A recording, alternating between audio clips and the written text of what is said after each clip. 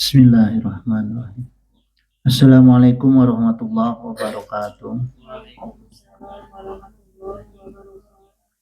Bismillah, alhamdulillah, wa syukrulillah, wa salatu wassalamu ala rasulillah, Sayyidina wa maulana Muhammad ibni Abdillah, wa ala alihi wa sahbihi wa mawala amma ba'du. Hadrata muhtaromat summa ila hadrati kiram allazi yakhduru fi majlis ta'lim asyogir summa arozak azani Allah wa iyyakum. Jadi muqaddimah hari ini waqala Nabi sallallahu an ibni Abbas radhiyallahu anhu maqala tolabul ilmi sa'atan, jadi menuntut ilmu 1 jam itu ya diriwayatkan ku Sayyidina Abbas, khairum min qiyami lailati. Jadi tolabul ilmi 1 jam itu lebih baik dari sholat semalaman. Nah, apalagi ibu-ibu seberapa jam bu? Lumayan rasar. Ya. Wa talabul ilmi yauman, dan mencari ilmu sehari itu khairu min siyami salasati ashurin. Jadi mencari ilmu ya itu lebih baik dari apa? Puasa selama 3 bulan. Cari ilmu 1 hari gitu. Ya. Itu ibu-ibu. Jadi kalau nggak ada ruginya datang ke majelis ilmu itu, dan harus dipaksakan. Saya salut sama guru kita nih, Kang Haji Abdul Basir. Nggak hujan, nggak panas, wah kayak besi. Datang we ke majelis teh gitu. Ya. Wa qala Nabi SAW aidan, Rasulullah SAW bersabda, man talabal ilma kana kafaratan lima mado. Ya, jadi siapa yang menuntut ilmu itu dihapuskan semua dosanya yang sudah lampau, yang kemarin-kemarin ya, untuk yang menuntut ilmu.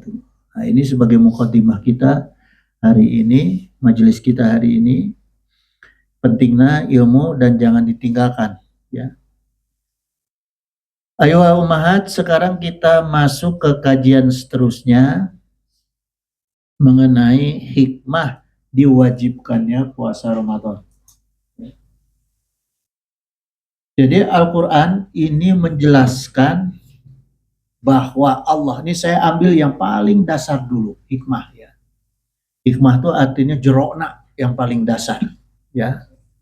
Dalemannya yang paling dasar diwajibkannya puasa Ramadan itu, saya mutolaah, saya ambil dari Al-Quran, ternyata ada ditemukan bahwa kewajiban Ramadan itu menyangkut dengan diciptakannya manusia ku Allah sebagai khalifah. Ya, jadi ada ketersambungan nih, ada kaitan. Ya. Al-Quran menjelaskan bahwa Allah menciptakan manusia itu di dalam Al-Quran. Setelah saya pelajari, jadi gini ibu-ibu, kadang-kadang saya kalau menelaah tuh tahu-tahu ada ilham sendiri. Jadi saya cari sendiri, ada ilham sendiri, kemudian saya diskusi sama Kang Haji. Ya. Jadi ternyata di Al-Quran Allah menyebutkan manusia itu hanya dengan 2 kata, Bashar dan insan. Ada ins, itu turunan dari insan, tapi yang utamanya adalah bashar dan insan. Ya, ini Quran mengatakan manusia sebagai itu. Apa maknanya? Pertama, bashar itu artinya kulit secara bahasa. Ya. Kulit ini maknanya ternyata kalau kita pelajari ini adalah bahasa nate dimensi fisik biologis. Ya, kenapa Allah mengatakan manusia ini dengan ciri basar, ciri kulit? Karena yang membedakan dengan makhluk lain manusia itu adalah kulit. Kalau binatang bulunya di depan kulit, di luar kulit, kalau manusia kulitnya lebih dominan. Makanya Allah bedakan antara manusia dengan hewan. Tumbuhan juga beda kulitnya, ya. Nah, di sini artinya apa? Maknanya Allah ingin menunjukkan bentuk fisiknya manusia, unsur biologisnya manusia dengan bashar, ya. Kemudian insan. Nah, insan ini bermakna dimensi psikis, psikologi, ya, intelektual atau rohani. Nah, ini insan, gitu, ya, itu. Jadi Allah menggambarkan dalam Al-Quran manusia itu fi ahsani takwim, disempurnakan dalam bentuk fisiknya, biologisnya, dan psikisnya, rohaninya, dalamnya, gitu, ya. Maka bisa membedakan mana yang baik, mana yang buruk, ya, dilengkapi juga kemudian dengan akal, gitu, untuk memenuhi unsur bashar dan insan, dilengkapi dengan akal, ya. Nah, kemudian ibu-ibu sekalian, kita perhatikan ketika Allah menciptakan manusia sebagai khalifah, yang disampaikan ke Allah di Al-Quran itu, wa izqala rabbuka lil malaikati, ingatlah ketika Allah menyampaikan, berfirman kepada para malaikat, ini ja'ilun fil ardi khalifah, ya, sungguh taukidnya nih, aku ingin menjadikan seorang khalifah di muka bumi. Kenapa Allah tidak mengatakan bashar atau tidak mengatakan insan ketika menciptakan manusia? Allah menggunakan langsung kata fungsinya, yaitu khalifatun, ya. Jadi yang Allah sampaikan bukan manusianya, tapi fungsinya dikedepankan ke Allah, ya. Kenapa Allah katakan fungsinya langsung? Coba sekarang kita bedah, ya. Khalafa yakhlufu khilafatan, secara tasrif, ya. Kata khalifah itu dari akar kata khalafa, artinya menggantikan atau mengikuti. Bisa menggantikan, bisa mengikuti, ya. Nah, kata ini, khalifah ini bentuknya isim fa'il atau pelaku, ya, atau sigoh mubalaghah. Maknanya adalah pemimpin pengganti yang ditunjuk ke Allah untuk mengelola bumi, ya. Jadi pemimpin pengganti yang ditunjuk ke Allah untuk mengelola bumi, gitu, ya. Itulah khalifah. Nah, kalau khalifatun itu bentuk mufrad, kalau khulafa'u bentuk jamak, maka ada khulafa'ur rasyidin bentuk jamak, ya. Kemudian lafaz khilafah itu bentuk kalimat masdar, ya, ghairu min simai. Kalau khalfan bentuk kalimat masdar kiasi. Kalau yang bab-bab gini tuh Kang Haji jagonya. Gurunya Kang Haji. Bab tasrif nih, ya. Jadi ibu-ibu, ketika Allah, ya, menyebutkan manusia dengan fungsinya, maknanya apa? Mangga Bu. Gitu, ya.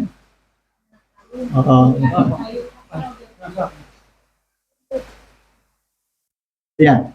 Jadi ketika Allah menyebutkan manusia dengan fungsinya, ya, bukan jenisnya, maka di situ ada makna. Maknanya apa? Maknanya bahwa Allah ingin menegaskan tugas, satu. Yang kedua, Allah ingin menegaskan syarat. Dan yang ketiga, Allah ingin menegaskan sifat, gitu, ya.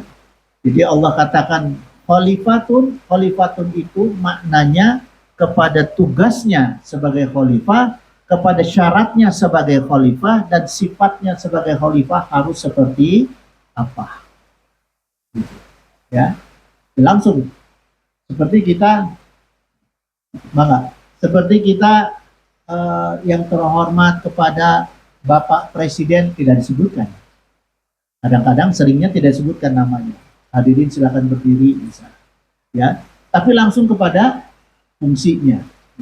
Kita langsung memahami, oh fungsinya orang ini sebagai presiden.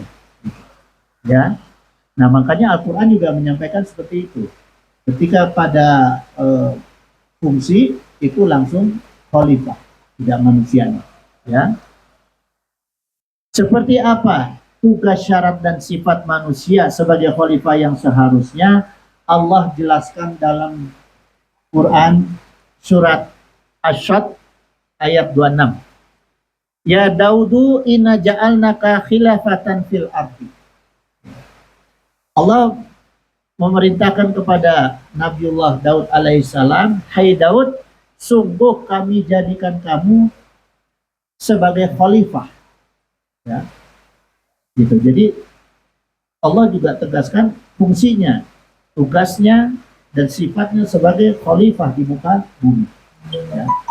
Baru di ayat selanjutnya Allah jelaskan apa tugasnya untuk Daud sebagai khalifah. Fahkum bainan nasi bil haq. Jadi Allah tegaskan, maka hakimilah manusia dengan cara yang hak dan yang adil. Artinya tugasnya seorang khalifah di muka bumi ini harus menegakkan sesuatu yang hak dan menegakkan keadilan. Ya, menegakkan kebenaran, menegakkan perkara yang hak, menegakkan keadilan. Penguasa harus adil ke rakyatnya, ya. Orang tua harus adil ke anaknya. Ini khalifah. Guru harus adil ke muridnya. Demikian juga seterusnya. Ya, menegakkan keadilan yang hak gitu. Ya. Nah, kemudian di ayat selanjutnya Allah menegaskan syarat sebagai khalifah, wala tatabi'il hawa. Syaratnya sebagai khalifah Allah sampaikan, dan jangan kamu mengikuti hawa nafsu. Karena manusia, siapapun kedudukan dia, sebagai apapun dia, ketika sudah mengikuti hawa nafsu, hilanglah fungsi manusianya. Hilanglah fungsi kekhalifahannya. Makanya Allah tegaskan di dalam ayat ini. Ya. Kemudian dalam ayat ini Allah menjelaskan sifat seperti apa yang bahaya, yang tidak boleh harus mendekat, harus didekati, ya, atau mendekati sebagai khalifah. Sifat yang harus dijauhi oleh khalifah itu fayudillaka an sabilillahi. Ya. Maka hawa nafsu itu akan menyesatkan jalan kamu dari jalan Allah. Itu sifat-sifat yang harus dihindari manusia, yaitu sifat hawa nafsu. Kenapa? Karena bisa menjauhkan kita dari jalan Allah. Jadi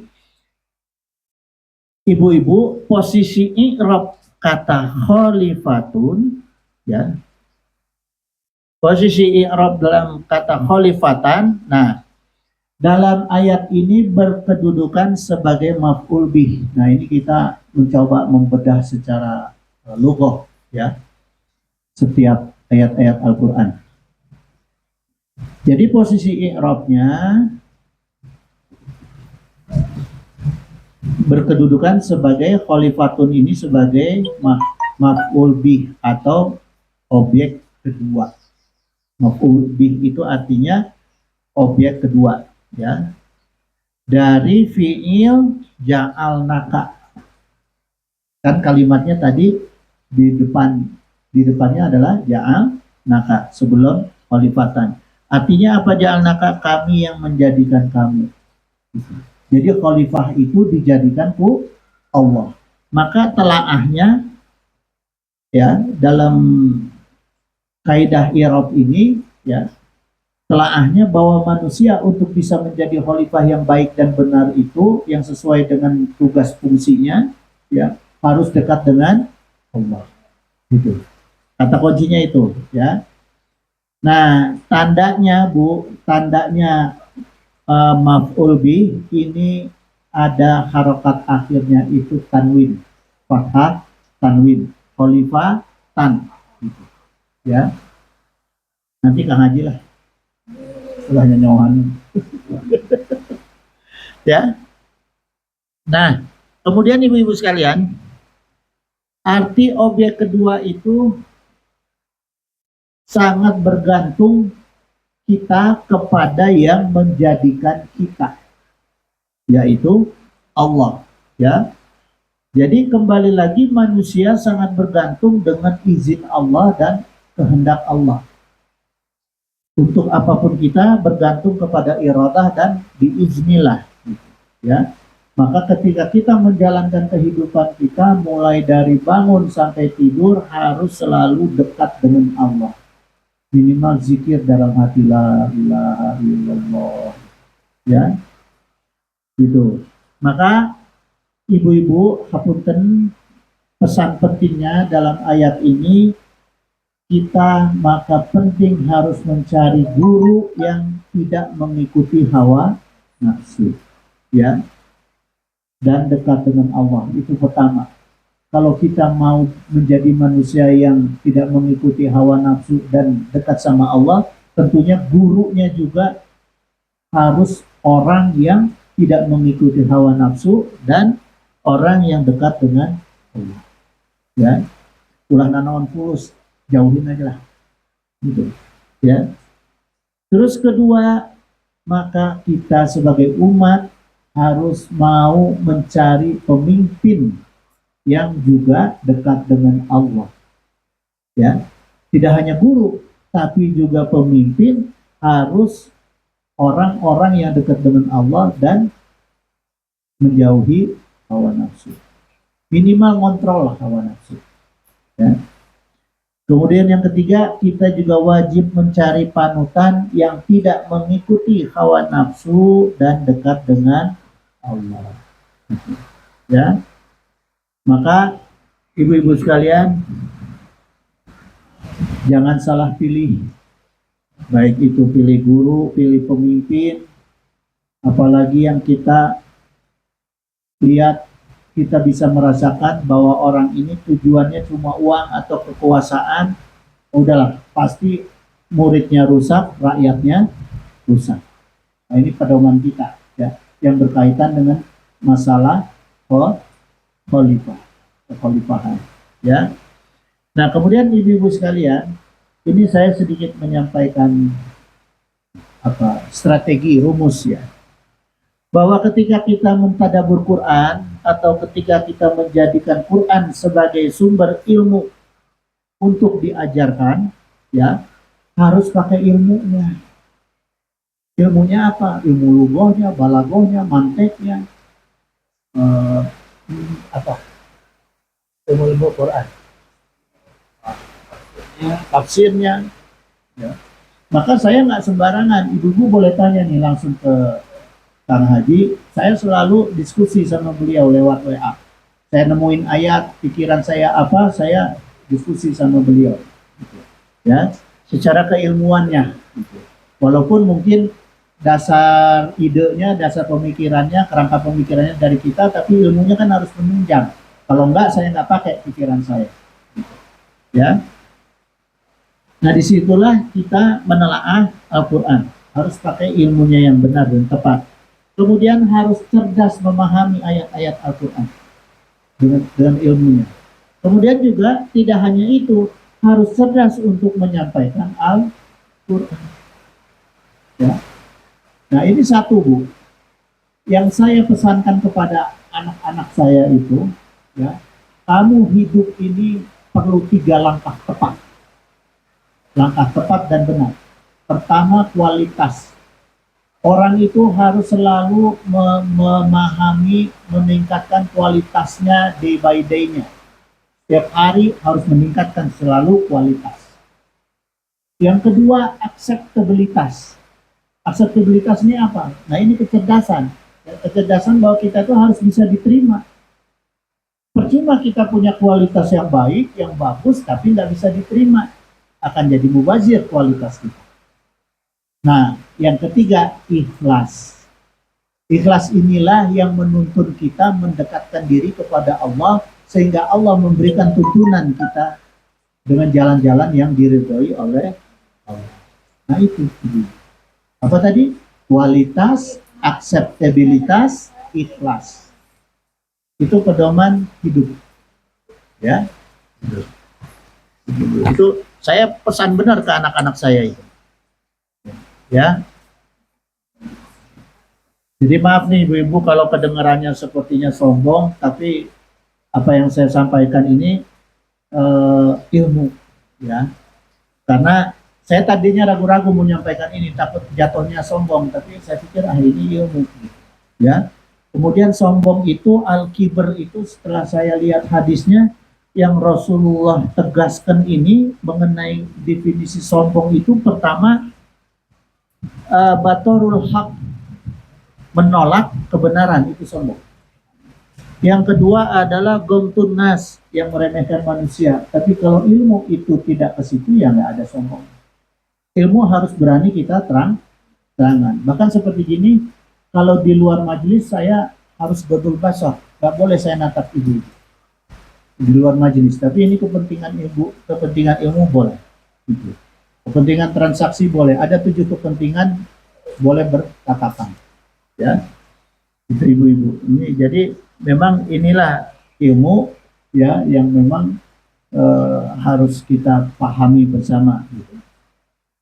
Nah kemudian untuk selanjutnya bagaimana Allah ketika menciptakan manusia sebagai khalifah lebih dalam lagi, insya Allah Jumat payung.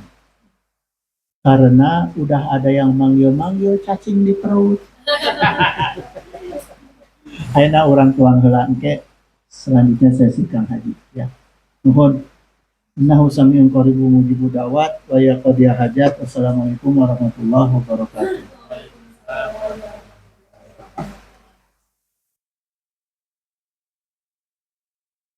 Ayo, ayo, ibu. Ayo.